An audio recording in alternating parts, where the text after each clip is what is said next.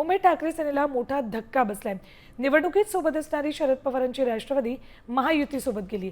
मुंबई महापालिकेत राष्ट्रवादी शरद पवारांचे एकमेव नगरसेवक अजिंक्य रावराणे महायुतीच्या गोटात सामील झालेत। मुंबईत राष्ट्रवादी शरद पवार पक्षाचा एकनाथ शिंदेंच्या शिवसेनेला पाठिंबा आहे। मुंबई महापालिकेत दोन्ही राष्ट्रवादी शिंदेंना पाठिंबा देण्याकरता एकत्र आलेत।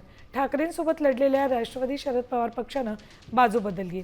प्रभागातील निधीकरता विकासाकरता महायुतीसोबत अजिंक्य रावणाने गेले आहेत। अपडेट्स घेऊयात आमचे प्रतिनिधी गणेश कवडे यांच्याकडून।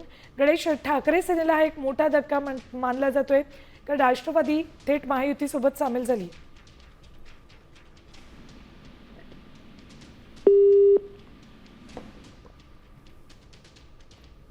पुन्हा एकदा आपण संपर्क साधण्याचा प्रयत्न करणार आहोत, मात्र आताची महत्त्वाची बातमी, ठाकरे सेनेला मोठा धक्का मानला जातोय कारण शरद पवारांच्या राष्ट्रवादीचा केवळ एक नगरसेवक मुंबईत निवडून आला होता आणि तोही आता महायुतीसोबत सहभागी झालाय।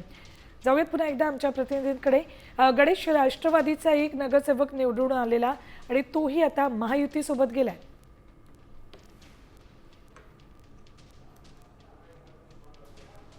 नक्कीच शरद पवार गटाचे अजित रावराणे हे मालाड विधानसभेमधून निवडून आलेले आहेत आणि एकमेव नगरसेवक हे शरद पवार गटाकडून निवडून आलेले होते आणि त्यांनी देखील आता एकनाथ शिंदेंच्या शिवसेनेला आहे तो पाठिंबा दिलेला आहे। त्यामुळे महायुतीची संख्याबळ आहे ते आणखी वाढलेलं पाहायला मिळते।